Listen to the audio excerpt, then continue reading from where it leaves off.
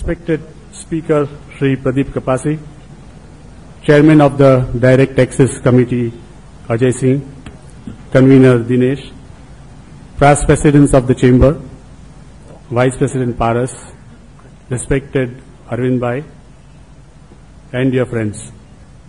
Good evening, and I have a great pleasure in welcoming you all to this lecture meeting on immovable properties, recent developments. Friends, we are in complete state of confusion, and I would like to share with you a recent message received by me which reads as, Agriculture Minister does not know what went wrong with onions. Defense Minister does not know what went wrong with submarines. External Affairs Minister does not know what went wrong with Pakistan and China. Home Minister does not know what went wrong with Bodh Gaya and Hyderabad. Finance Minister does not know what went wrong with the rupee.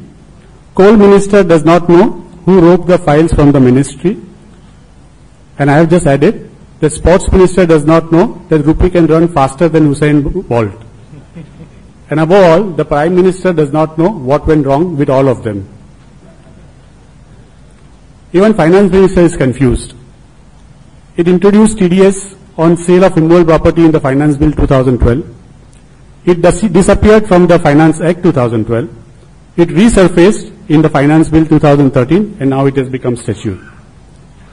To add to our confusion further, on taxation front, the Finance Act has introduced many far-reaching amendments with regard to immovable properties, redefining agriculture income, introducing concepts like aerial measurement, and bringing changes in capital income. Introduction of concept of deemed consideration similar to Section 50C in new Section 43AC, which is applicable to immovable properties held as stock in trade, and also if the consideration paid lesser than the fair market value is taxed as a deemed income. In this utter state of confusion, on taxation front, we have a consolation that we have Shri Pradeep Kapasi, a past president of the chamber, an editorial board, or an academician. Pradeep Bhai has always been friend, philosopher, and guide, and today as well, he will take us through recent developments in immovable properties and clarify our confusion. With this brief remark, I request Ajay Singh to take the proceedings further. Thank you.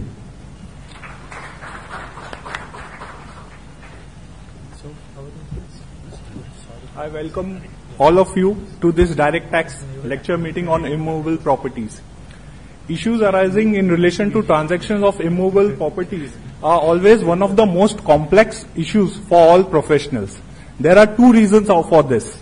The one is that transactions relating to immovable properties requires all professionals not only to understand income tax laws but also general law. One needs to understand Transfer of Property, Registration Act, the Stamp Duty Act, and the other allied laws. Secondly, the parties to these transactions normally make this transaction so complex that we have to put our really head into it to find out actually what the parties really want.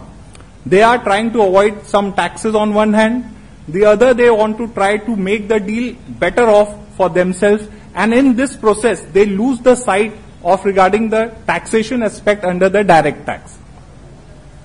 Stakes involved in these transactions are very high. Many a times the lifetime investment of the client is involved in this.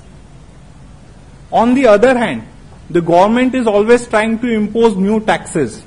We have LBT, VAT, service tax, and now TDS is also there.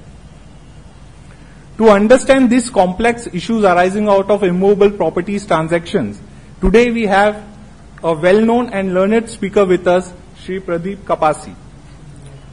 Shri Kapasi is a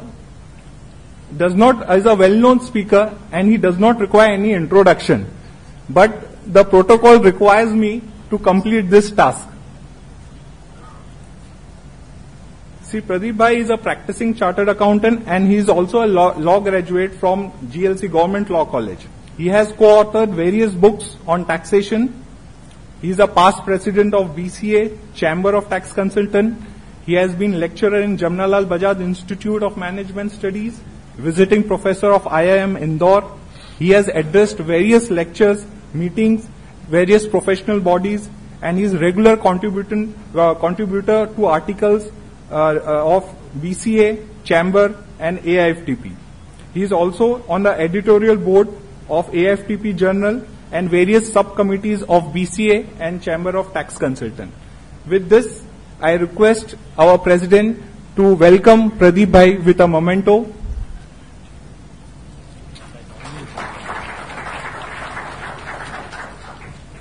I request Pradeep Bhai to take over the proceedings further.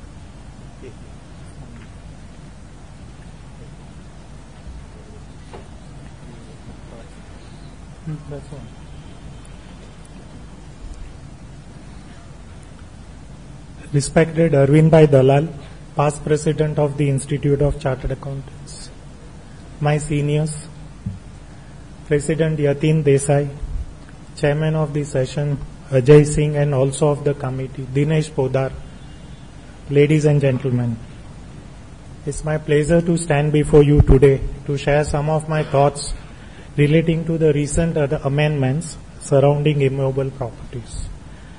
At the outset, I sincerely apologize for this delay, which is a bit unusual, but believe me that it was on account of some traffic jam, and I have a witness with me. We'll vouch about this. Yes, it wasn't deliberate. Very well. This is the synopsis of what we are going to discuss about today. Is some important amendments relating to the agricultural land, whether it is capital asset, whether it is producing an agricultural income. Yes, I appreciate that that this is something which may not be very, very relevant as far as the tax practitioners in Bombay is concerned, but in other areas this continues to be of a significant importance. We would also discuss what all we have gathered today to discuss about, that is provisions of 43CA, 5627B and 194IA. There have been some important amendments which have been carried out pertaining specifically to immovable property in the previous 1 or 2 years. We'll touch upon them and try to understand that whether we can fit our plans into some of them or not. Time permitting, we will also try to introduce and understand the new concepts which have been recently presented in the real estate market, that is investment trust or the funds, and what are the implications. Importantly, we might, once again, time permitting, end the discussion, today's discussion, with the developments in the taxation of developers, builders, mainly the tax accounting standards. Mainly the tax accounting standards which have been proposed by the Central Board of Direct Taxes, which has wide-reaching implications. And there is also a Supreme Court decision in relation to that. So let's see, whether we will be able to chew all that what we propose to do. The first amendment which we will discuss is in relation to 21A, Section 21A, which defines the agricultural income. So far, we have been concerning ourselves with an 8-kilometer peripheral limit in respect of an agricultural land. So any land which is within a periphery of 8 kilometers of any municipality. So in this, when I talk of municipality, one would appreciate that it would also take into consideration notified areas and cantonment areas and municipal councils and such other things. Briefly, they would be referred to as municipality. Any land which is situated within a periphery of this municipality and which is within a distance of 8 kilometers and which is also notified by the government of India to be a municipal part, then in such case, that particular land, if it is producing an agricultural income, then in such event it would not be treated as an agricultural income, provided it is in relation to certain specific properties. The amendment which are sought to be made out, and the significance of it we will appreciate at the end of it. First, let's appreciate what are the amendments is. The first amendment which is sought to be made out, which is a beneficial amendment, is which states that instead of 8 kilometers, now there would be different, population which will be determining whether a particular land is an agricultural land or not, and therefore it is producing an agricultural activity or not. Instead of 8 kilometers, now it is staggered into 3 parts: 2 kilometers, 6 kilometers, and 8 kilometers. So therefore any land with a specified population of less than 1 lakh, and if the land is within just 2 kilometers, that land alone is exposed to taxation. So the land outside 2 kilometers limit will not be exposed. The land outside 6 kilometers will not be exposed, and the land outside 8 kilometers will not be exposed in all cases. So the major amendment here is that instead of 8 kilometers, in respect of the smaller municipal corporations or councils, it's been reduced to 2 kilometers or 6 kilometers.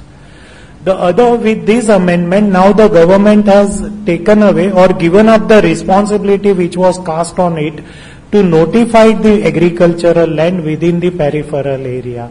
Now no such notification will be issued. So far it was very simpler to wriggle out of a litigation by simply stating that the government has not issued a notification, and therefore this land would continue to be an agricultural land, which would now not be possible. That is the second amendment which has been introduced.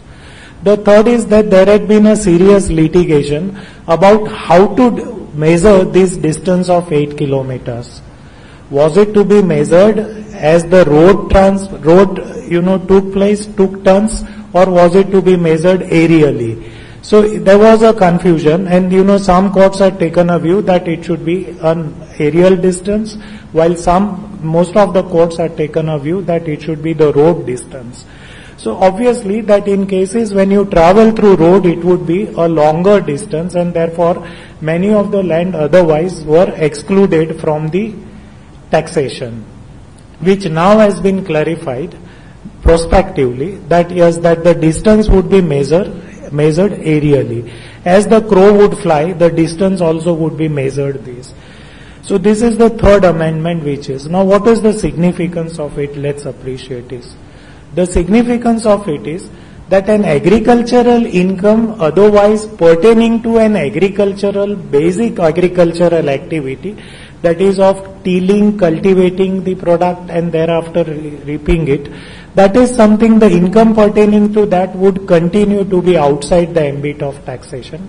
Howsoever, the building which is located on such a land, if it is otherwise producing an income in the form of rent, in the form of produce sharing, or in the form of a notional income, that is which is used for the purposes of warehouse or processing, that income now would be exposed to taxation provided it is within the periphery, within the limit which has been specified. So this is the one significance. Second is, you will now no more wait for the notification, which we have already noted. And the third and important is that while you measure the aerial distance, some of the areas which otherwise are infested with mountains or rivers or creeks like Murbad or Goa and such other places will now, so far those lands which otherwise were outside the taxation limit now would perhaps may get into those limits. So this is the first amendment which we have noted. The other one is a similar amendment which has been carried out in 2 subsection 14, which defines capital asset. When you transfer a capital asset, you are exposed to capital gains taxation, provided it is a capital asset. An asset which is not a capital asset and which otherwise is also not a business asset, that is stock in trade, then you are not exposed to any taxation. So 2 subsection 14 has now been amended to provide similar relaxation which otherwise were with reference to 8 kilometers boundary line. Any land which was within 8 kilometers of these municipalities were considered to be capital asset, and therefore whenever it was transferred, it attracted income tax. Now instead of 8 kilometers, in some cases it would be 2 kilometers, in some cases 6, and in some cases it is 8 kilometers. And in some cases which are just smaller municipalities, even a land just outside the municipality will not be exposed to any taxation. The other two amendments, that is the aerial distance measurement, would continue to be the same as it is in agriculture income, and not issuing any notification hereafter would also continue to be same. With that we come to the major amendment in the form of 43CA. This is a new provision which has been introduced, which has not been finding any place here too. What in nutshell it is seeking to provide is that if you transfer an asset which happens to be a land and building, if you transfer an asset which happens to be a land and building, and that land and building is not a capital asset, that land and building is not a capital asset, then in such cases, the full value of consideration for the purposes of 43CA would be assumed to be the one which is adopted or assessed for the purposes of stamp duty valuation. Which is adopted or assessed for the purposes of stamp duty valuation. Most of us have been practicing these provisions in the form of transfer of capital asset, that is, and therefore in all such cases we apply provisions of section 50 capital C, which provision is in the text since 2003. So we have a reasonably a decade-long experience of applying these provisions. If you for the time being forget a distinction between an asset or a capital asset, these provisions, but for the remaining issues, would continue to be identical as that of 50C. In fact, some of the provisions are verbatim imported in the provisions of section 43CA. So in nutshell, what we have understood is that we are talking about transfer of a land or a building. We are talking about transfer of a land or a building which is an asset but which is not a capital asset. And this is a provision therefore would apply to non-capital asset. Ideally, one would believe that what we are talking about is stock in trade, but it need not necessarily be stock in trade. Even where your income is other than, even when your asset in question is not a stock in trade, these provisions may be introduced. Now let's stepwise understand what exactly is the implication of this. It's applicable from AY 2014-15. Provisions are similar to 50C. So far, in one of the famous cases of the Bombay Tribunal, which was represented by Arvindbhai Dalal, is the Inderloch Hotels, wherein for the first time the tribunal took a stand that in respect of transfer of stock in trade, that is in case of a builder developer, 50C did not apply.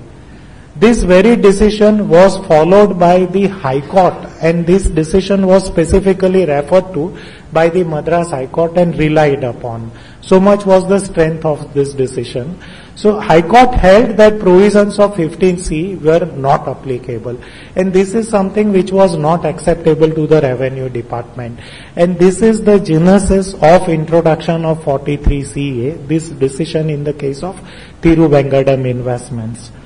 It applies to all assets, and I would take a view that because it is finding a place in chapter 4D, that is from section 28 to 44, this 43CA will have an application limited to computation of a business income. Will have an application limited to computation of business income and would not travel to.